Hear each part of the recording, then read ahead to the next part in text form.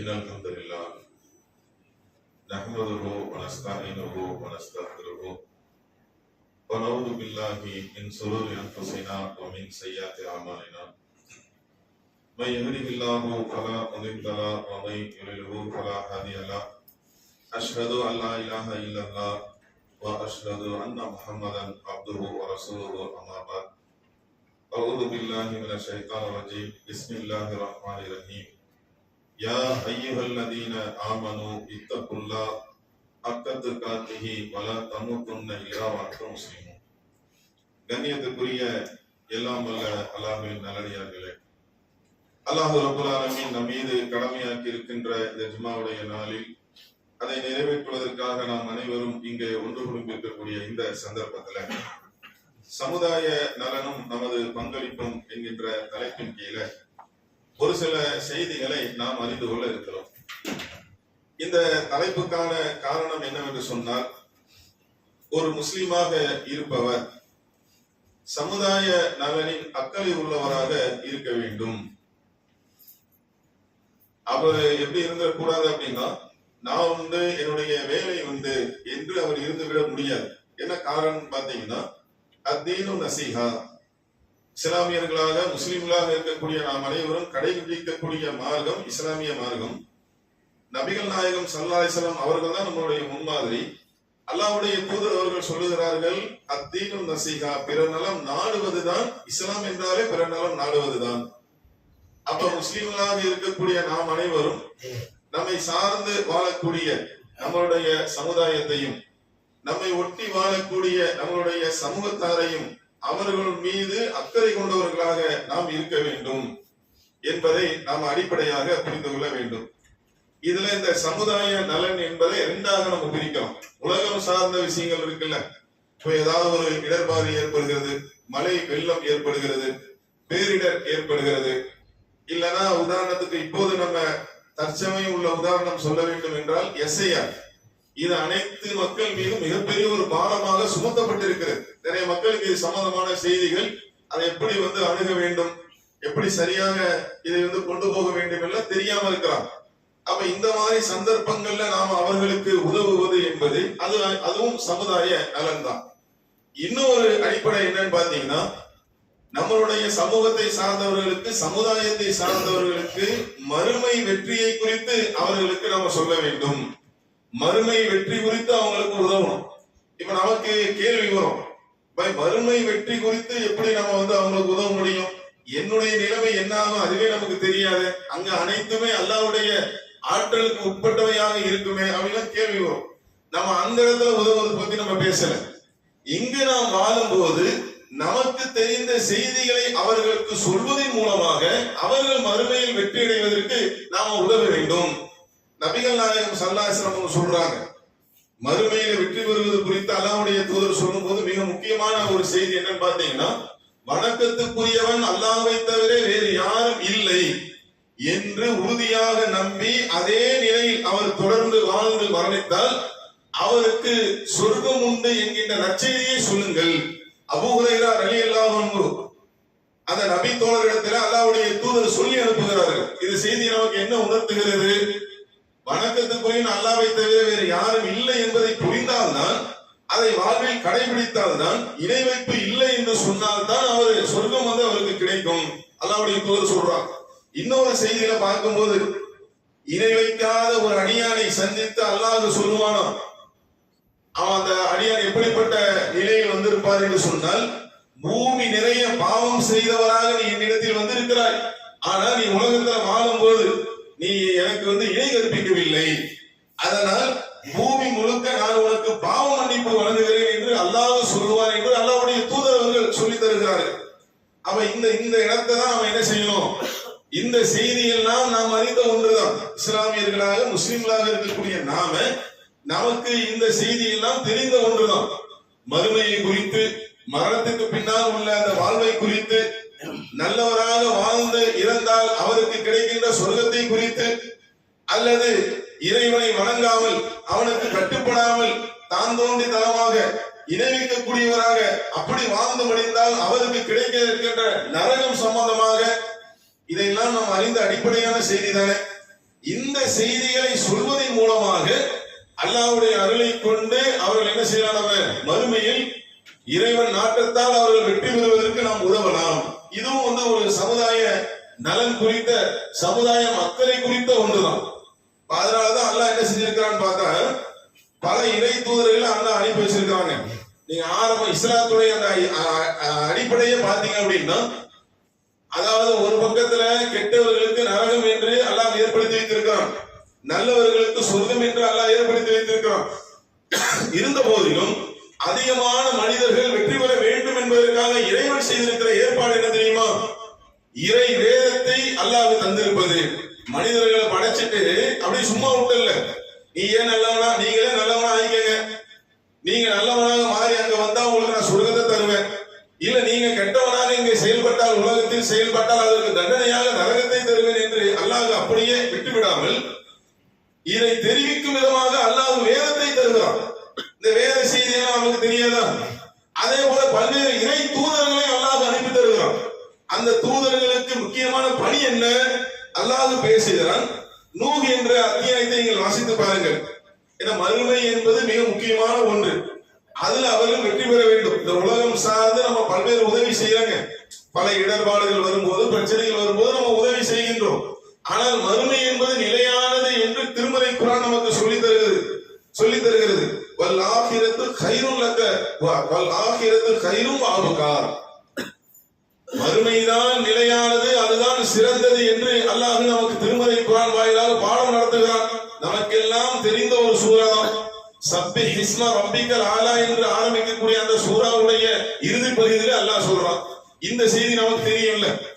அப்ப பிறர் மறுமையில் வெற்றி பெறுவதற்கு இந்த தகவலையாவது நம்ம சொல்லணும்ல. பல பேருக்கு இன்னைக்கு நீங்கள் உலகத்தில் எடுத்துக்கொண்டால், நம்மோடு வாழக்கூடிய நம்மளுடைய சமுதாயத்தை சார்ந்தவராக இருந்தாலும் அல்லது நம்மளோட ஒட்டி உறவாகக்கூடிய சமூகத்தை சார்ந்தவராக இருந்தாலும் பல பேருக்கு இந்த உலகத்தில் நாம் ஏன் வாழ்கிறோம், எதற்காக நாம் படைக்கப்பட்டோம், கடவுள் என்பது யாரு, அவருடைய ஆற்றல் என்ன, அவருடைய சக்தி என்ன, அதெல்லாம் தெரியுதா? பல பேர் நினைக்கிறாங்க என்ஜாய் பண்ணிட்டு போனுங்க, இந்த வாழ்க்கை என்பது அனுபவிப்பதற்காக, சந்தோஷமாக இருப்பதற்காக. இஸ்லாம் அதுக்கு தடை நிக்கல. அழகான முறையில, சரியான முறையில மகிழ்ச்சியாக இருப்பதை இஸ்லாம் அனுமதிக்கிறது. ஆனா அடிப்படையே தெரியாமல் எத்தனை பேர் வாழ்ந்து கொண்டு இருக்கிறார்கள். நமக்கு தெரியலையா? நம்ம கண்ணு முன்னாடி வரலையா? அவங்களுடைய அறியாமை நிறைய இருக்கிறது. அப்ப நாம என்ன செய்யணும்? நாம் அறிந்த இந்த தகவல்களை, செய்திகளை நாம் சொல்ல வேண்டும். இதுதான் இஸ்லாத்தின் அடிப்படை. அல்லாஹ் நூஹ் நபி அவங்களை பத்தி சொல்லும் போது அல்லாஹ் பேசுகிறான். இன்ன அர்சல்னா நூஹ் அவங்களை நூஹ் அவர்களை அவருடைய சமுதாயத்திற்கு அல்லாஹ் அனுப்பி வைத்தான். எதற்காக அனுப்பி வைத்தான்? துன்புறுத்தும் வேதனை வருவதற்கு முன்னால் அந்த சமுதாயத்துக்கு நீங்கள் எச்சரிக்கை செய்யுங்கள். அல்லாஹ்வுடைய ஏற்பாடு எப்படி பார்த்தீங்களா? ஒரு பக்கம் நரகம் இருக்குங்க, ஒரு பக்கம் சொர்க்கம் இருக்கு. இருந்தாலும் வேதத்தை தந்து, தூதரை தந்து இறைவன் அனுப்பி வருகிறான். நீங்க போய் அவங்களுக்கு பிரச்சாரம் செய்யுங்க. அந்த மக்கள் துன்புறுத்தும் வேதனை வந்து விடுவதற்கு முன்னாடி அவங்க திருந்தி விட வேண்டும். வணக்கத்துக்குரிய அல்லாஹ்வை தவிர வேறு யாரும் இல்லை என்று அவர்கள் ஏற்றுக்கொள்ள வேண்டும். அல்லாஹ் கட்டளையிட்ட அடிப்படையில் அவர்கள் நடக்க வேண்டும். அதனால் நீங்க போய் எச்சரிக்கை செய்யுங்க அப்படின்னு சொல்லி நூஹை நாம் அனுப்பி வைத்தோம் அப்படின்னு அல்லாஹ் சொல்றோம். அவங்க என்ன செய்யறாங்க? அல்லாஹ் என்ன கட்டளையிட்டானோ அனைத்து நபிமார்களும் வந்ததுடைய நோக்கம் இதுதான். சமுதாயத்திற்கு சென்று பிரச்சாரம் செய்ய வேண்டும். அவர்கள் அந்த துன்புறுத்தும் வேதனையை அடைந்துவிடக் கூடாது என்பதுதான் மிக முக்கியமான நோக்கம். அதே மாதிரி நூஹ் நபி அவங்க போய் என்ன செய்யறாங்க? கால ரப்பி இன்னி தஅவுது கௌமி லைலன் வந்தஹாரா. அல்லாஹ் அழைத்து சொல்றாங்க, என்னுடைய இறைவனே நான் என்ன செஞ்சேன் தெரியுமா? என்னுடைய சமுதாயத்தை நான் அழைத்தேன். எப்படி அழைத்தேன் தெரியுமா?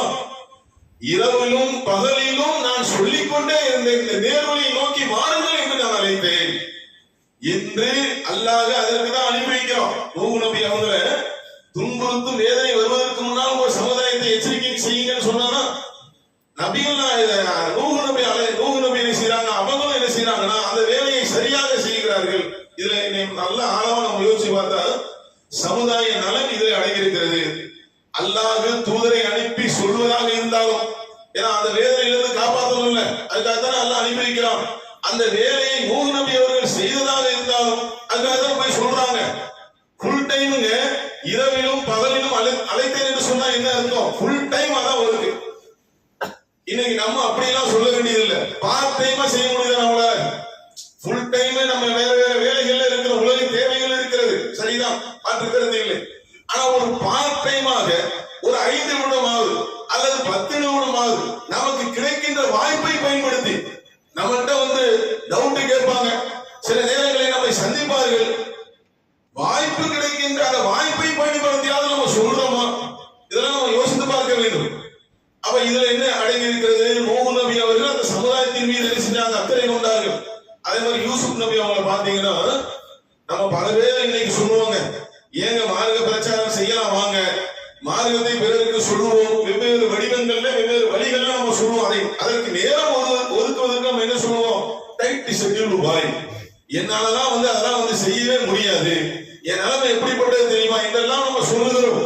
ஆனால் யூசுப் அலைஹிஸ்ஸலாம் அவங்க இருக்காங்க, யூசுப் நபி அவங்க சிறையில இருக்கிறாங்க. சிறையில இருக்கும் போது கூட அவங்க எந்த அளவுக்கு அக்கறையாக செயல்படுகிறார்கள் பாருங்கள். சிறை தோழர்களிடத்தில் சொல்லுகிறார்கள், என்னுடைய தோழர்களே, பல கடவுள் இருப்பது நல்லதா அல்லது அனைத்தையும் அடக்கி ஆளக்கூடிய அல்லாஹ் இருப்பது நல்லதா? இப்படி பிரச்சாரம் பண்றாருல்ல, இருக்கிறது சிறைச்சாலையில. நல்லா புரியணும், நீங்க நமக்கு அது மாதிரியே நிலைமை இருக்கு, நம்ம சிறைச்சாலையில இருக்கிறோம். உதாரணத்துக்கு சொல்றேன், நம்மளை என்ன செய்யணும்? சிறைச்சாலை போன்று ஒரு ஒரு கட்டத்தை அமைத்து நாம் அதை கட்டி வைத்துக் கொள்கிறோம். நம்மளால முடியும். நம்மள என்ன செய்யறோம்னா, யாரும் நம்மளை கட்டல, நம்ம தான் என்ன செய்யறோம்? நம்ம கைகளை கட்டி கொண்டு நாமளே சொல்றோம், என்னால முடியாது, எனக்கு வாய்ப்பே இல்லை, எனக்கு நேரமே இல்லை. எத்தனை பேர் எத்தனை விதமான கருத்துகள், எத்தனை விதமான செய்திகள். எதுக்கு? சமுதாய நலனின் அக்கறை கொண்டு அவர்களை மறுமையில் வெற்றி பெறுவதற்காக, இந்த கொள்கையை சொல்வதற்கு, ஏகத்துவத்தை சொல்வதற்கு, வணக்கத்துக்குரிய அல்லாஹ்வை தவிர வேறு யாரும் இல்லை, அப்படி நீங்க நம்மளாதான் மறுமையில வெற்றி அடைய முடியும் என்ற இந்த தகவலை சொல்வதற்கு. எல்லாம் நமக்கு தெரிஞ்ச செய்தி தானுங்க, நமக்கு தெரியாதா? இப்ப உலகம் சார்ந்து யாருக்காவது சின்ன அடிபட்டாலோ ஒரு ஆபத்து நிகழ்ந்தாலும் எவ்வளவு பதறி போறோம். நம்மோடு நட்பில் பழகக்கூடிய சமூகத்தை சார்ந்தவராக இருந்தாலும், நம்மளுடைய சமுதாயத்தை சார்ந்தவராக இருந்தாலும் நம்ம பதறி போறோம்ல. அதையெல்லாம் தாண்டி மிகப்பெரிய தண்டனையாச்சு நரகம் என்பது. அல்லாஹ் அதை வர்ணிக்கிறான், துன்புறுத்தும் வேதனை என்று வர்ணிக்கிறான். நபிகள் நாயகம் ஸல்லல்லாஹு அலைஹி வஸல்லம் அதை புரிவதற்காக நிறைய செய்திகள் இருக்கிறது. நம்ம சுருக்கி சொல்றோம், ஒரே ஒரு செய்தியை சொன்னாங்க. காலில் வைக்கப்படக்கூடிய அந்த தீ கங்கானது, அதனுடைய ஆற்றல், அதனுடைய எஃபெக்ட் மூளையை முறுக்கிவிடும் என்று சொன்னார்களே, நமக்கு தெரியாதா? இத்தனை செய்திகளை அறிந்துதானே வைத்திருக்கிறோம். ஏன் வாங்குறோன்னு தெரியாம எத்தனை பேர் வாழ்ந்து கொண்டு இருக்கிறார்கள். சொன்னோமா? 5 நிமிஷம் ஒதுக்க முடியாதா? 10 நிமிஷம் ஒதுக்க முடியாதா? இல்ல ஒரு அரை மணி நேரம் ஒதுக்க முடியாதா? 24 hours நம்ம வேலைகள் தான் இருந்து கொண்டு இருக்கிறோமா? எத்தனை வீணான செயல்கள் யோசித்து பாருங்கள். அதெல்லாம் சொல்றதுக்கு நமக்கு நேரம் இல்லை.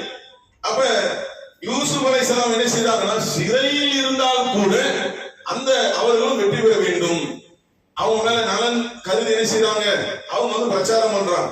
அதை தாண்டி நீங்க பாத்தீங்க அப்படின்னா, நபிகள் நாயகம் ஸல்லல்லாஹு அலைஹி வஸல்லம் அவங்களை குறித்து அல்லாஹ் சொல்லுகிறான், ஃபல அல்லக பாகிமுன் நஃப்ஸக அலா ஆசாரிஹிம் இல்லம் யுமினு பிஹாதல் ஹதீஸ் அஸஃபா. இந்த செய்தியை அவர்கள் அறிந்து கொள்ளவில்லை என்பதற்காக, அல்லது அவர்கள் நம்பாவிட்டால் அவர்களுக்காக கவலைப்பட்டு உங்களை நீங்க மாய்த்துக் கொள்வீர்களா அப்படின்னு அல்லாஹ் கேட்கிறாங்க. திருமலை குர்ஆன்ல உள்ள வசனம், உங்களை நீங்களே அழித்துக் கொள்வீர்களா? எதுக்கு? சும்மா சொந்த பிரச்சனை இல்ல, காசு இல்ல, பொருளாதாரம் இல்ல, வேலை இல்ல, அது இல்ல, அதுக்கு வருத்தம் பண்ணணும்ல, அது வேற. நம்மள பல பேருக்கு அந்த வருத்தம் இருக்கு, அது வேற, அது சரியா இருக்கா நம்ம துவா செய்வோம். ஆனா அதை தாண்டி இங்க என்ன வருத்தம் தெரியுமா? இந்த செய்தியை, சத்திய கொள்கையை அறிந்து கொள்ளாமல் இருக்கிறார்களே, புரிந்து கொள்ளாமல் இருக்கிறார்களே. இதே நிலை தொடர்ந்தால் அவர்களுடைய மறுமை நிலை என்னவாகும்? கடுமையான துன்புறுத்தும் வேதனை அல்லவா அவர்கள் அடைவார்கள் என்கின்ற கவலை நபிகள் நாயகம் ஸல்லல்லாஹு அலைஹி வஸல்லம் அவர்களை அல்லாஹ் அழைத்து ஆறுதல் சொல்லக்கூடிய அந்த இடத்துக்கு தள்ளிச்சு. அல்லாஹ் அதான் கேட்கிறார், உங்களை நீங்களே அழித்துக் கொள்ள போகிறீர்களா? அவங்க நம்பல, அவங்க ஏற்றுக்கொள்ளவில்லை என்பதற்காக. இப்ப நபிகள் நாயகம் ஸல்லல்லாஹு அலைஹி வஸல்லம் அவங்கள்ட்ட தானே நம்ம பாடம் படிச்சிருக்கிறோம். அல்லாஹ்வுடைய தூதரவர் தான் முன்மாதிரி என்று நாம் சொல்லுகிறோம், அதான் உண்மை. அதுல கொஞ்சமாவது நம்ம செய்ய வேண்டாமா? ஏன் செய்யணும்? ஏன்னா நமக்கு அப்படி ஒரு கேள்வி. இறை தூதர்களுடைய பணி, அதனால அவங்க எல்லாம் அதை செஞ்சாங்க, நாங்க ஏன் போய் செய்யணும் அப்படின்னு வந்தா நபிகள் நாயகம் ஸல்லல்லாஹு அலைஹி வஸல்லம் நம்மிடத்தில் தான் ஒப்படைத்திருக்கிறார்கள். அல்லாஹ்வுடைய தூதர் சொல்றாங்க, இஸ்ரவேல் சமுதாயத்தை நபிமார்கள் தான் நிர்வகித்தார்கள். எப்படி ஒரு நபி இருப்பாங்க, அவங்க இறந்த பிறகு இன்னொரு நபி வருவாங்க, அந்த மாதிரி ஓடுது அந்த சமுதாயத்தில். அல்லாஹ்வுடைய தூதர் அடுத்ததாக சொல்றாங்க, எனக்கு பின் நபி வர மாட்டார்கள். அப்படின்னா என்ன அர்த்தம்? அதை சொல்லிட்டு அங்க ஒரு நபிக்கு பிறகு ஒரு நபி வருவார்கள் என்ற தகவலை அல்லாஹ்வுடைய தூதர் சொல்லிட்டு மறுபடியும் சொல்றாங்க, எனக்கு பின் நபி வர மாட்டார்கள். அப்படின்னா என்ன அர்த்தம்? இந்த உம்மத்து தான் கொண்டு போய் இந்த மார்க்கத்தை சேர்க்கணும், கொள்கையை சொல்லணும், தெரியாதவர்களுக்கு அறியாதவர்கள், அதை அல்லாஹ்வுடைய தூதர் சொல்லி காட்டுறாங்க. இறுதி பேருரையில நபிகள் நாயகம் நிறைய செய்திகளை சொல்லுகிறார்கள். இறுதியாக சொல்றாங்க, இங்கு வந்தவர்கள் வராதவர்கள் போய் சொல்லுங்க. நம்ம வேற வரலையா? இதை கூட நம்ம என்ன சொல்லுவோம், அன்னைக்கு யாரெல்லாம் அங்க போனாங்களோ அவங்க மேலதான் பாயும். ஏன்னா நமக்கு எங்களால ரூட்டு கிடைக்கிறதா பார்க்கிறோம், அதுல இருந்து விடுவித்துக் கொள்வதற்கு, தப்பித்துக் கொள்வதற்கு அந்த நன்மை நமக்கு புரிய மாட்டேங்குது. ஆனா அதற்கும் அல்லாஹ்வுடைய தூதர் என்ன செஞ்சிட்டாங்க தெரியுமா? அங்க வந்தவங்களுக்கு சொன்னாங்களா, வராதவங்களுக்கு போய் சொல்லுங்க அப்படின்ட்டு அவங்க போய் ரிஸ்க் எடுத்து சொன்னதுனாலதான் இன்னைக்கு நம்ம தான் முஸ்லீமா இருக்கிறோம். நமக்கு என்ன, பல்லிஹு அன்னி வலவு ஆயாட்டாங்க, என்னிடம் இருந்து ஒரு செய்தி தெரிந்தால் அதை பிறருக்கு எடுத்து சொல்லுங்கள். இதுல எல்லாரும் வந்துருவாங்க, எனக்கு சொல்லல, நான் இல்ல, என் வேலை இல்ல, என் பொறுப்பு இல்ல, யாரும் தப்பிக்க முடியாது. அல்லாஹ்வுடைய தூதரவர்கள் நம் மீது சுமத்தி இருக்கிற பொறுப்பு. ஏன் இறை தூதர் வரமாட்டார்கள்?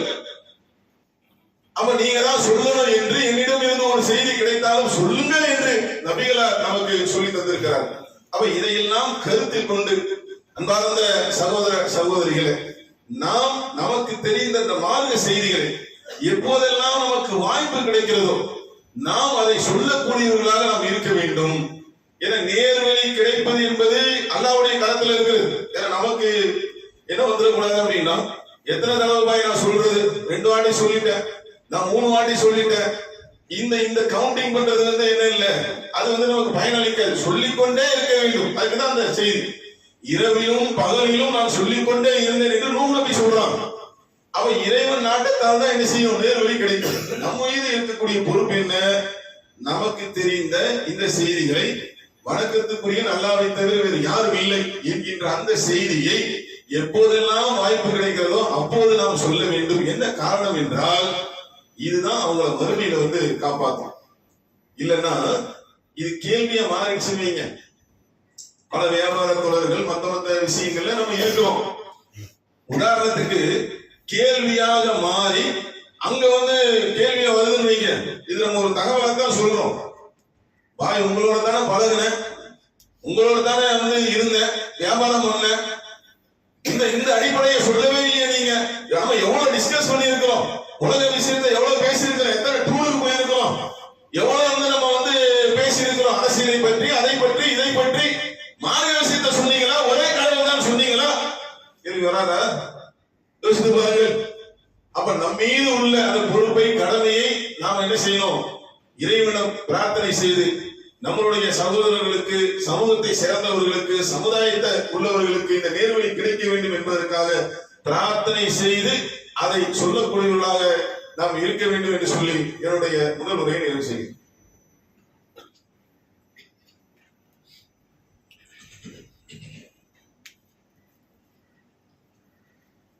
அல்ஹம்துலில்லாஹ். எல்லாம் வல்ல அல்லாஹ்வின் நல்லடியார்களே, நாம் துவக்க உரையில சமுதாய நலனில் நம்மளுடைய பங்களிப்பு என்கின்ற தலைப்பின் கீழ் பல்வேறு செய்திகளை நாம் கேட்டறிந்தோம்.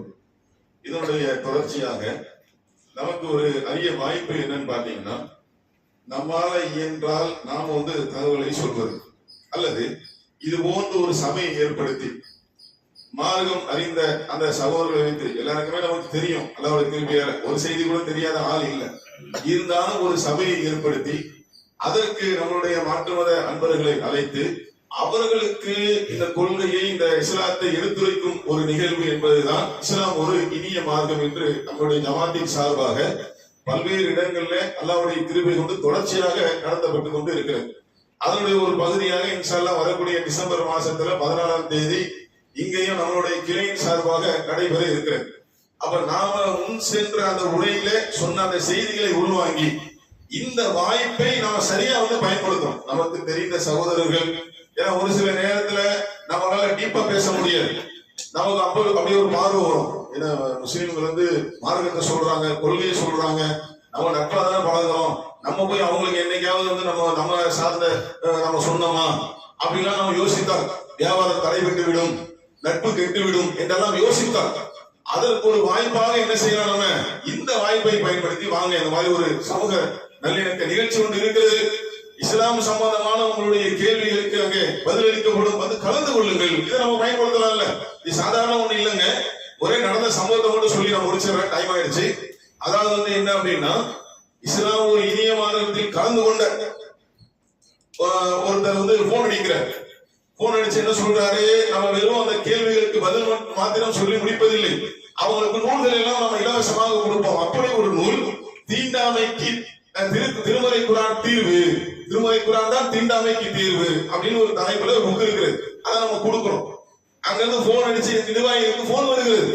போன் வந்தா என்ன சொல்றாங்க, என்னுடைய மகள் இந்த புத்தகத்தை படித்து பல கேள்விகளை கேட்கிறார், நீங்க கொஞ்சம் என்னன்னு சொல்லுங்க, அந்த புத்தகத்துல நம்ம நம்பர் போட்டுருப்போம்ல, போன்ல வராங்க, சரி கொடுங்க அப்படின்னு சொல்லி நிர்வாகி என்ன செய்யறாரு, போனை கொடுக்க சொல்றாரு. அந்த கிட்டத்தட்ட அந்த சம்பந்தப்பட்ட பேசுற சகோதரிக்கு ஒரு 13 வயசு இருக்கும். அவங்க என்ன கேட்கிறாங்க அப்படின்னா, தீண்டாமைக்கு தீர்வு திருமறை குரான் நீங்க போட்டிருக்கீங்கல்ல அப்படின்னா என்ன பாய், சும்மா சாதாரண விஷயம் இல்லைங்க, நம்ம நினைக்கிறோம் சாதாரண ஏதோ எதுக்கும் நடத்துறாங்க, அப்படி இல்லைங்க. கண்டிப்பாக அல்லாஹ்வுடைய அருளை கொண்டு இதில் பயன் இருக்கிறது, யோசிக்கக்கூடிய அந்த செய்தி இருக்கிறது, சிந்தனை இருக்கிறது, அதான் கேட்கிறாங்க. தீண்டாமைக்கு தீர்வு என்று சொல்லக்கூடிய திருமறை குரான் தான் தீர்வு என்று சொல்லக்கூடிய அப்படின்னா என்ன பயன் கேட்கிறாங்க. அப்ப நம்ம நிர்வாகி விளக்குறாரு, இன்றைக்கு பிறப்பால், மொழியால், நிறத்தால், இன்னும் வெவ்வேறு காரணங்களால் நான் தான் உயர்ந்தவன், நான் தான் நீங்க தாழ்ந்தவன் என்றெல்லாம் இன்றைக்கு உலகத்திலே அப்படி கற்பிக்கப்படுகிறது. இதான் தீண்டாமை. இதற்கு தீர்வாக இஸ்லாம் என்ன சொல்லுதுன்னா, அனைத்து சகோதரர்களும் ஆண் பெண் இந்த உலகத்தில் வாழக்கூடிய அனைவர்களும் ஒரு ஆண் ஒரு பெண்ணிலிருந்து பிறந்தவர்கள் அப்படின்னு இந்த வசனத்தை சொல்லி விளக்குற செய்தி போயிடுச்சா. அப்ப என்ன விளங்கணும், நம்ம இது நம்ம போடக்கூடிய இந்த எஃபெக்ட் என்பது, இதற்கான உழைப்பு என்பது சாதாரணமானது இல்லை என்பதை நாம் புரிந்து அதுல நிறைய பயன்கள் இருக்கிறது. அப்ப நம்ம என்ன செய்யணும் அப்படின்னா, நாம் ஒவ்வொருவரும் இன்னைக்கே நம்ம முடிவு எடுக்கணும். ஏன் இப்ப சொல்ற தகவல் 14ஆம் தேதி தானே, ஏன் இப்ப சொல்றீங்க அப்படின்னா, அதற்குரிய அந்த வேலைகளை நாம் தொடங்கணும். யாரெல்லாம் நம்ம நண்பர்கள் இருக்கிறாங்க, யாரெல்லாம் கூப்பிட்டா வருவாங்க, யாரெல்லாம் அதை தவிர்ப்பார்கள், அதெல்லாம் நீங்க ஒரு லிஸ்ட் மாதிரி போட்டு அதற்குரிய பணிகளை நீங்கள் துவங்க வேண்டும். அல்லாஹ்வுடைய அருளை கொண்டு இந்த நிகழ்ச்சி நல்ல விதமாக நடைபெற்று அதில் ஏராளமான நம்மளுடைய மாற்றுமத சகோதரர்கள் சகோதரிகள் கலந்து கொண்டு மார்க்கத்தை குறித்து, இஸ்லாம் குறித்து தெரிந்து கொண்டு அவர்கள் தெளிவடைய வேண்டும். அதற்காக அதிகமாக பிரார்த்தனை செய்யுங்கள். நீங்க நாம் அனைவரும் சேர்ந்து இந்த ஒரு நிகழ்ச்சிக்காக உழைக்கக்கூடியவர்களாக இருக்க வேண்டும் என்று சொல்லி என்னுடைய இந்த உரையை நிறைவு செய்கிறேன். வாஹிரு வானா அல்ஹம்துலில்லாஹி ரப்பில் ஆலமீன். அஸ்ஸலாமு அலைக்கும் வரஹ்மத்துல்லாஹி வபரகாத்துஹு.